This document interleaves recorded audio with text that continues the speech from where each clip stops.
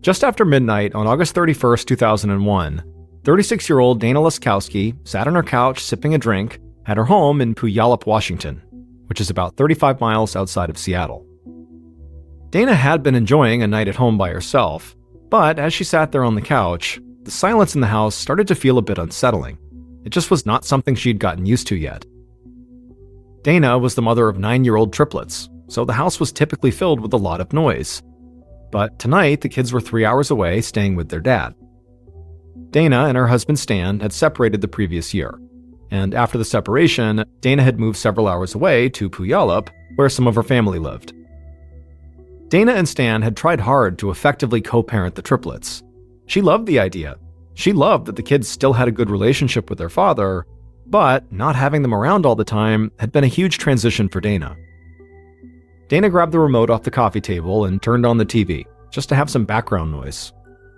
She sipped her drink and then kind of laughed at herself. Spending a night on her own really should not be that big of a deal. It should be fun, it should be enjoyable. And plus, even though her triplets would be gone for a few more days still, Dana worked as a nanny for a couple in town, and she'd be able to spend time with their kids, who she loved too. And so Dana told herself to just relax and enjoy a stress-free night. Then she leaned back on the couch and tried to watch TV. But as she was doing that, she suddenly heard this noise coming from the back of the house. She put her drink down, turned off the TV, and then walked out of the room towards the back door. She expected to see her 17-year-old niece and Amanda's best friend, Emily Lauenborg, standing in the hall, because Dana always kept her back door unlocked for these two teenage girls. Amanda and Emily both had strained relationships with their families, so Dana had become a kind of surrogate mother to both of them. She let them use her house to do laundry, take showers, or to just have a place they could come where they would feel taken care of. But when Dana reached the back of the house, she didn't see the girls standing in the hall. She walked to the back door and glanced outside onto the back porch, but she didn't see anybody there either. She figured she must be hearing things. Being home alone could do that after all. So she left the back door unlocked in case the girls did show up later, and then turned back around and headed back to the couch. Even though it was late, Dana suddenly thought about giving her niece a call, just to check in on her. The last time she'd seen Amanda and her friend Emily, they had been spending almost all their time with this group of teenage guys who called themselves the Park Rats, because they always hung around at the same public park. Dana tried to keep an open mind and not judge, but she couldn't help but worry about two young women spending time with a group of guys who did not seem to have any ambition in life. And she knew for a fact that some of the Park Rats had pretty serious drug problems. On top of that, Amanda and Emily were both relatively small girls, and Dana knew they really couldn't protect themselves if any of the guys ever tried to get physical with them. Dana sat down on the couch, still debating if she should call Amanda.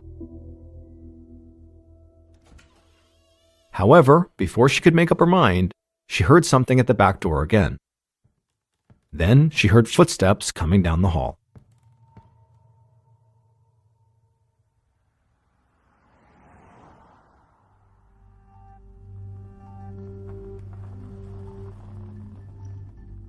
At 10:30 a.m. the following morning, a patrol officer from the Puyallup Police Department pulled up in front of Dana's house.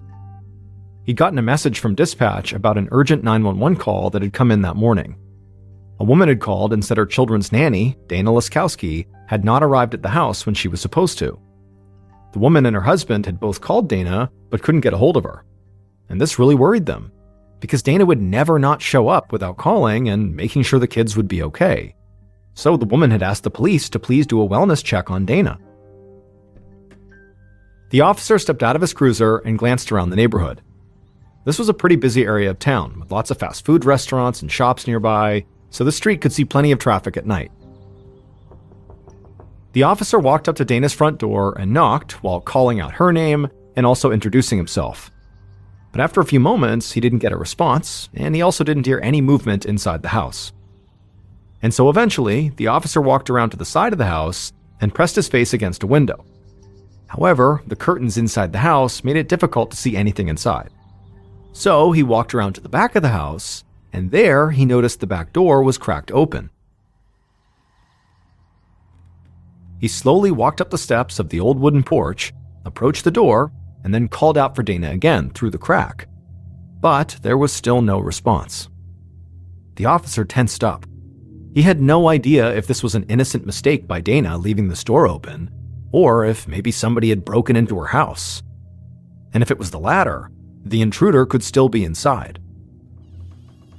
And so the officer unholstered his gun, pushed the door open, and stepped into the house. As he did this, he walked past an open door and glanced inside. It was a bedroom, and it looked like it had been ransacked. Dresser drawers were open and clothes had been thrown all over the floor, but he didn't see anybody in the room. And so the officer kept heading down the hallway, getting more and more tense as he moved. He eventually reached the front room and stepped inside. And there he found more pieces of clothing on the floor, but he still didn't see anybody. The officer reached for his radio, about to call in a potential burglary, when he looked over at the couch.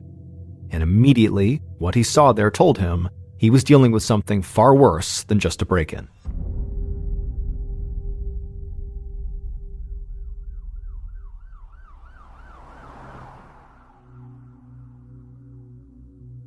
A little later that morning, veteran homicide detective Scott Bramhall of the Puyallup Police Department arrived at Dana's house. He saw a patrol officer standing out front, waiting for him. Bramhall could tell this officer was shaken up by what he'd found inside.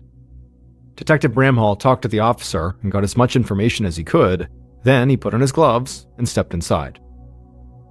Bramhall walked into the front room of the house and immediately saw what had upset the patrol officer. The dead body of a woman lay on the couch, with a blanket partially covering her legs, almost like she'd been keeping her feet warm. The patrol officer had found a photo ID during his search, and he had positively identified the woman as Dana Laskowski, the woman he had come to do the wellness check on. Detective Bramhall approached Dana's body and crouched down beside it. Right away, he saw specks of blood on her cheeks and mouth, as well as blood on the carpet by the couch. He also saw deep, dark bruises and ligature marks on Dana's throat. Bramhall looked around the room and saw a scarf on the floor not far from the couch. And his first thought was Dana had most likely been strangled to death, and that scarf could very well be the murder weapon. But the position Dana was lying in was by far the most shocking thing about this crime scene. Dana's head rested on one of her arms, but her other arm was bent at a strange angle behind her back, and her waist was twisted in an awkward position like her body was contorted. The result of all this was that even in death, Dana appeared like she was actively in some kind of physical struggle. Just then, the detective heard voices and footsteps behind him. He stood up and turned to see more police officers and a small group of forensic technicians walking into the room. Bramhall waved one of the forensic techs over, and the two of them began examining Dana's body together. The tech agreed that Dana had most likely been strangled to death, and the severity of the wounds on her throat indicated that whoever had killed her was pretty strong. Also, Detective Bramhall knew that in a lot of cases of strangulation, the victim fights back really aggressively, thrashing and fighting as much as they can, giving further credibility to the idea that Dana's killer really did have to be big and strong to be able to overpower her. After a few moments, Bramhall left the forensic tech and searched the rest of the house with a few other officers. He told a member of his team to get started on a background check for Dana, while other officers went out to speak with Dana's neighbors to see if any of them had seen or heard something strange that morning or the night before. As the detective made his way through Dana's house, it was clear the place had been ransacked. However, he noticed that some pretty obviously expensive items like a computer and other electronics had been left untouched. This could mean a couple of different things. Either someone had robbed Dana's house looking for something specific, like jewelry, or this entire scene had been staged to look like a robbery. Another thing that stood out to Bramhall was that even though Dana's body and the blood indicated a struggle, there was no sign of forced entry. The back door had been open and unlocked when the patrol officer had first arrived on the scene, and the front door had been locked and showed no signs of a break-in. So Bramhall wondered if Dana had let her killer inside, or if they had unlocked the back door with their own key. As Bramhall was searching the house, one of his team members came up to him. This officer told him that he'd only just started looking into Dana's background, but already he'd found something important. She and her husband Stan were recently separated, and Stan was not answering his phone.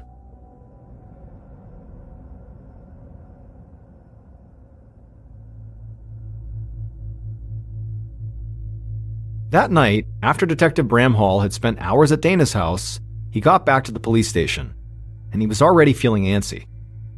Dana's husband, Stan, like any murder victim's spouse, would basically automatically be a major suspect under almost any circumstance. However, in the few hours since Bramhall had begun working this case, Stan had started to look like the perfect suspect. Stan had not responded to the multiple calls the Puyallup police had made throughout the day, and when Detective Bramhall had reached out to police in the town where Stan lived, they actually went by his house, and there had been no sign of Stan or the triplets. Now, Detective Bramhall did not want to jump to conclusions here. However, he couldn't ignore what might be going on here. A man killing his estranged wife so he could have sole custody of their kids was actually a fairly common thing. Still, Bramhall couldn't do anything until they actually tracked Stan down. So, the detective stayed in touch with the police in Stanstown, and he also contacted the Washington State Police to tell them to be on the lookout for Stan. In the meantime, Bramhall started to gather information on Dana's friends, family, and her employers. Now, he was already planning on interviewing everybody close to Dana, but if Stan didn't turn up soon, he hoped maybe one of them would be able to help police track him down. But the following morning, before Bramhall had met with anybody else, he got a phone call in his office.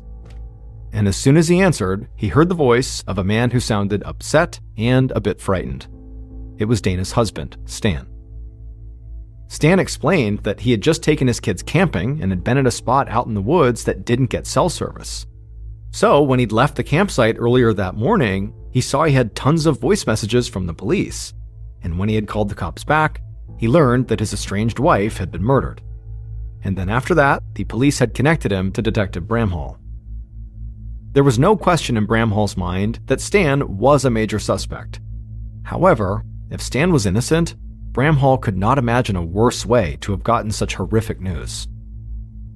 Bramhall told Stan they needed to talk right now in person, and so Bramhall said he would just drive over to Stan's house right now. Stan said okay, and so Detective Bramhall hung up and then told members of his team to begin looking into Dana's friends and family. Then Bramhall got in touch with the local police where Stan lived to say he was going there to interview him, and then he headed out. The 5-hour drive led Bramhall through the woods and hills of the Pacific Northwest, and as he drove, it hit Bramhall just how slow-going this trip really was. He wondered if Stan had gotten angry about having to make this drive just to see his kids. Maybe he'd gone to Dana's house and confronted her about it. If they'd gotten into a fight, Stan could have flown into a rage and killed her. Now, this was just a theory, but when Bramhall finally got to Stan's house along with a local officer and they met Stan at the front door, Bramhall's theory didn't seem too far-fetched. Because Stan was a big guy. He could have easily overpowered Dana. But more importantly, Bramhall noticed right away that Stan had scrape marks on both of his legs, a sign that perhaps he had a recent physical altercation with someone. Stan led Bramhall and the other officer into his house, and they all sat down together in the kitchen. Bramhall didn't waste any time. He asked Stan flat out if he and Dana had been arguing about their separation, and if that tension had led to any physical altercations. Stan immediately shook his head and said no. He didn't deny that he and Dana argued, and that being separated and trying to co-parent triplets could be stressful, but he said he and Dana had worked hard to help each other and to support each other, and to make their kids' lives as normal as possible. Bramhall immediately changed the subject, and asked Stan how he'd gotten those scrapes on his legs. Stan looked a little surprised by the question, but he said he'd gotten them while playing baseball. Bramhall jotted it down in his notebook, having no sense of whether or not he was actually getting the truth. Finally, Bramhall asked Stan if he'd be willing to submit a DNA sample. And at that, Stan's whole demeanor changed. He'd been cooperative the entire time, but now, he said there was no way he was going to provide DNA. He still didn't really know what was going on here, and he hadn't even talked to a lawyer. Bramhall knew he couldn't force Stan to give them a DNA sample, not yet at least. He also knew a lot of people, even innocent people, didn't like the idea of providing their DNA. So Bramhall stood up, said he'd check into Stan's camping trip alibi, and that he'd be in touch. Hours later, Bramhall made it back to the station, and and he felt like nothing had really changed regarding Stan. Stan was still a major suspect, and since he hadn't provided a DNA sample, the police would just have to keep digging into his alibi and his background to see if they could find anything that directly connected him to the murder. However, within minutes of getting back to the police station, one of Bramhall's team members came into his office and told him he had a major new lead. Detective Bramhall was worn out from all that driving he'd just done, but he felt an instant rush when he heard this. He asked the officer what he'd found. The officer said he'd spoken to the couple who employed Dana as their nanny, and they said Dana had a stalker, a guy named William. And Dana had even said to her employers that if she ever turned up dead, William would be the one who had killed her.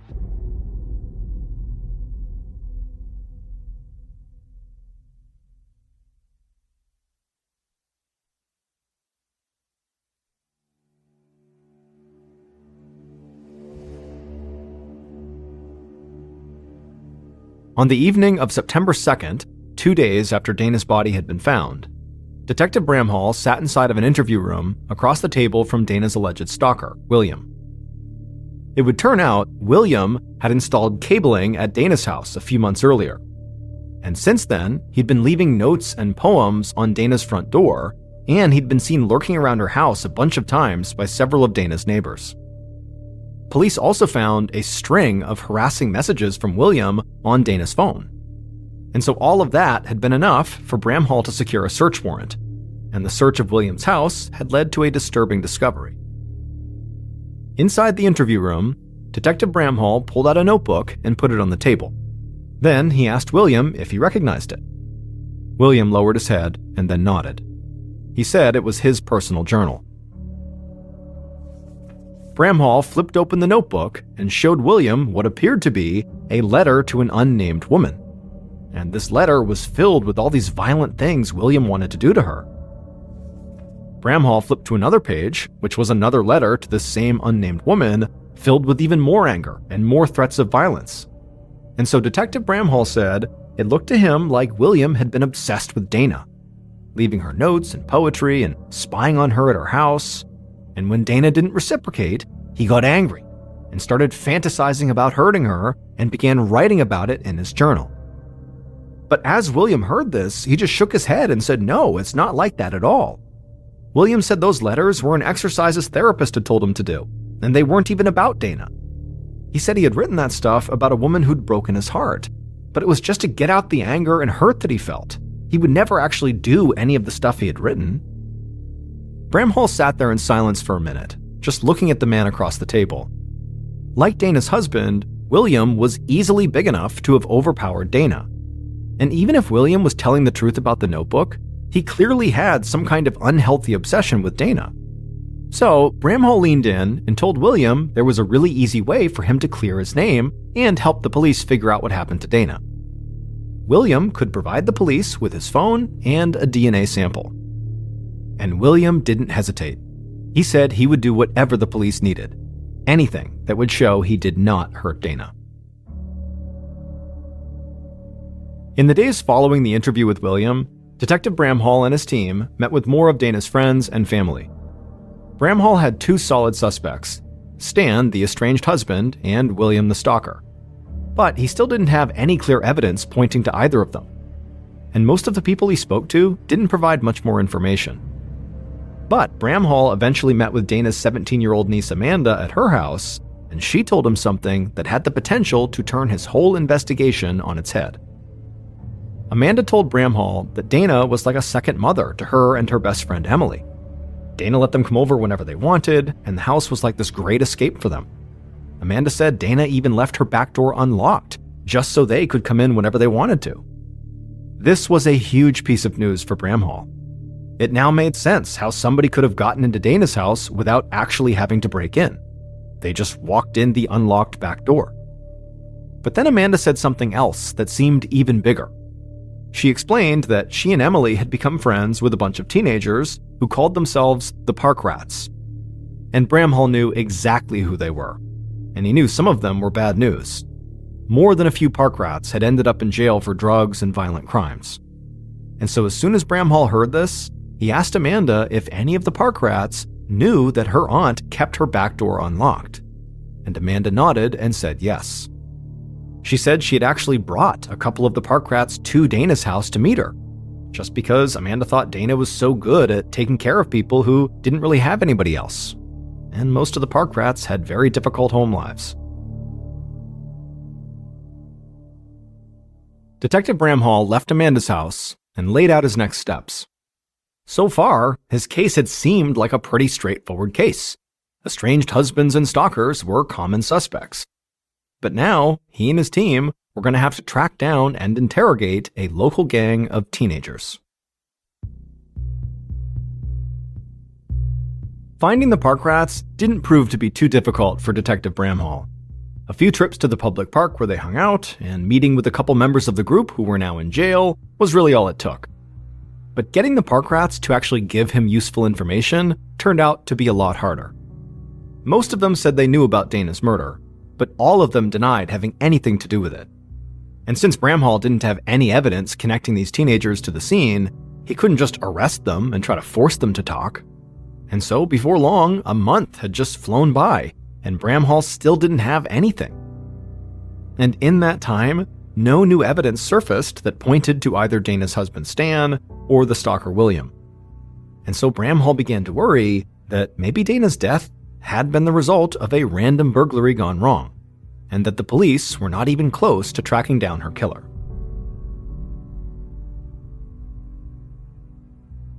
On October 4th, 2001, so 34 days after Dana's murder, her friends and family finally gathered for her funeral. Because of the ongoing investigation, police had waited longer than usual to release the body back to the family. But now, a funeral home in town was packed with people who had come to express how much they loved and missed Dana, and how much she had been there for them. Detective Bramhall and some members of his team attended the funeral, watching to see if anyone might do something that jumped out at them. But nothing out of the ordinary happened. It was just a group of people grieving the loss of a loved one. After the service was over, Bramhall secured the funeral memorial book, which had been signed by the people who had attended. Bramhall hoped that he could find someone in this book that could maybe offer his investigation a new lead. So Bramhall and his team brought the book back to the station and they went through it, and as they did, they saw some people, in addition to signing it, also left written notes. And one of these written notes totally floored Bramhall. After reading the notes several times, Bramhall felt confident he had just found a massive clue. Bramhall and his team quickly met with the person who had written this note, and what that person said led police right back to the park rats.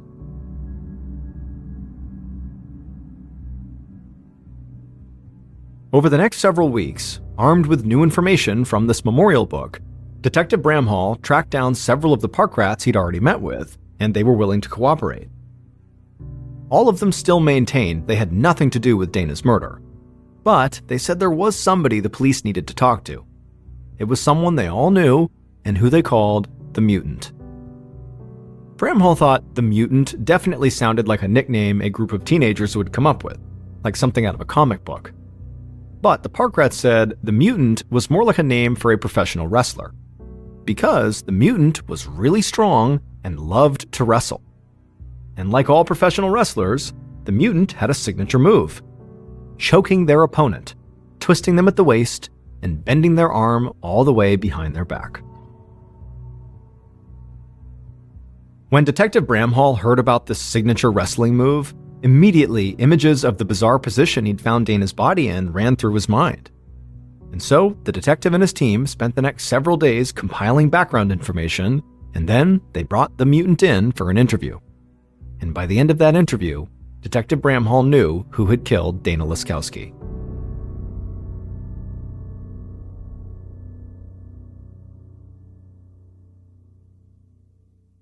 Based on information from the Mutant, evidence found at the crime scene, and interviews conducted throughout the investigation, here is a reconstruction of what police believe happened to Dana not long after midnight on August 31st, 2001.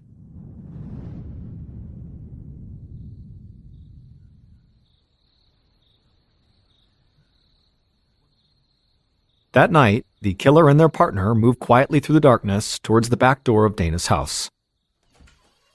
Once they got there, they opened it up, walked inside, and began walking down the hallway towards the front room. When they got there, they saw Dana standing by the couch. But before she could say anything, the killer demanded that Dana give them some money. Dana stayed calm and said she was sorry but didn't have any money, but the killer immediately snapped back and said Dana needed to hand over some cash right now. Dana repeated that she didn't have any money, and then she asked the killer and their partner to please just leave, but the killer wasn't having it. They walked over to Dana, they grabbed her and shouted that they wanted her money now. Dana tried to push the killer off, but the killer was too strong. Dana screamed, and this only set off the killer even more. They hit Dana in the face and then slammed her to the floor. Dana tried to get up off the floor, but the killer just leapt on top of her and rolled her over onto her stomach. Then the killer saw one of Dana's scarves laying on the arm of the couch, and they grabbed it. Then, before Dana could do anything, they wrapped that scarf around Dana's neck and began choking her. Dana kicked and flailed, but the killer fought off her attack, while the killer's partner just stood there, watching. The killer kept choking Dana with the scarf in one hand, and then with their other hand, they grabbed Dana's arm and they yanked it violently backwards, twisting her around at the waist. Recipes hitting harder than a right hook, jab, knife flows very murky like a bog, trying to find a signal through the lyrical fog. Ink on the paper, tales from the crypt, words cutting deep, sharper than the script. When the dark space, and can't keep them any days, breaking up the matrix, tearing up the page. Life's a blank canvas, painting in the dark. When the bell's rise, and you finna leave a mark. When the dark space, and can't keep them any days, breaking up the matrix, tearing up the page. Life's a blank canvas, painting in the dark.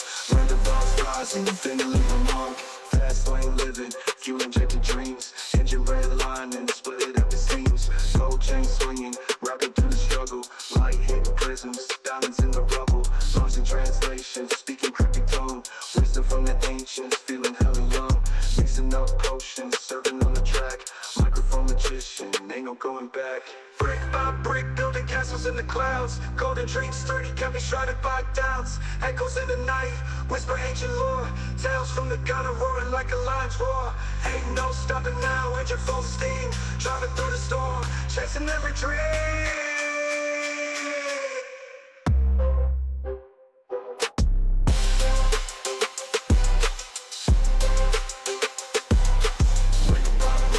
Castles in the clouds, golden dreams sturdy, can be shrouded by doubts. Echoes in the night, whisper at your door. Tales from the gutter roaring like a lion's roar. Ain't no stopping now, engine full steam. Driving through the storm, chasing every dream. Chasing every dream.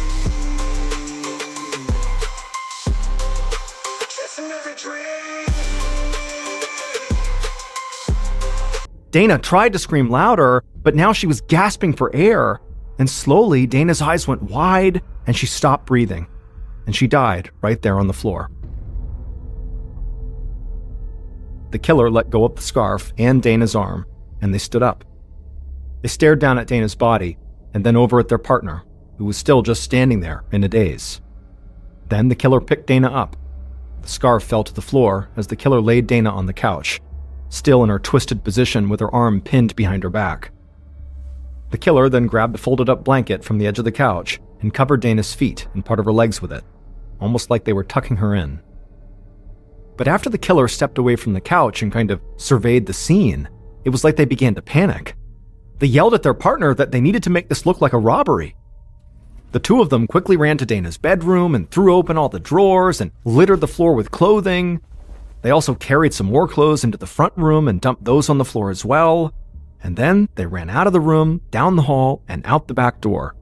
The same back door that Dana had always left unlocked just for them, so they could always come to her house to escape their troubles at home.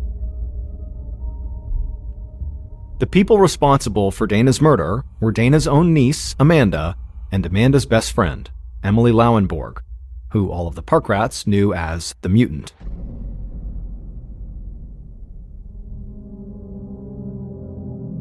The two young women had gone to Dana's house to try to get Dana to give them some money, and when she refused, it was Emily, the Mutant, who attacked and killed her. Emily had not been high on the suspect list because on the surface, she did not fit the profile of the killer. Police had assumed that the killer was a man who was bigger and stronger than Dana.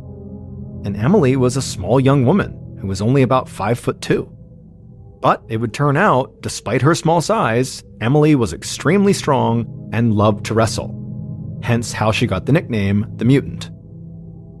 The note that Detective Bramhall saw in Dana's funeral memorial book that really stood out to him was written by Dana's niece, Amanda.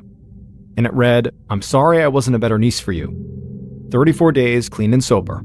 It's all for you." The funeral was held exactly 34 days after Dana's murder, suggesting Dana's murder prompted Amanda to go sober on that same day. Now, that in and of itself is not totally unreasonable that a death in the family would prompt a big life change.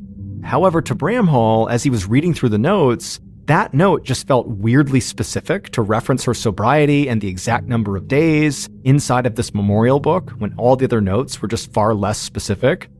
And so to him, something felt off about it.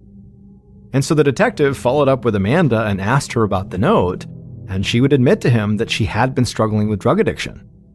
And so Bramhall wanted to know if her sudden sobriety was connected to Dana's murder, like the note implied.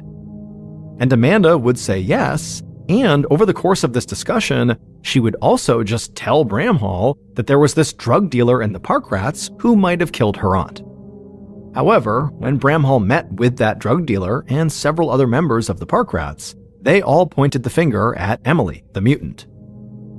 Police searched Emily's house and found a piece of paper in her room. On it, she had written a list of goals she had.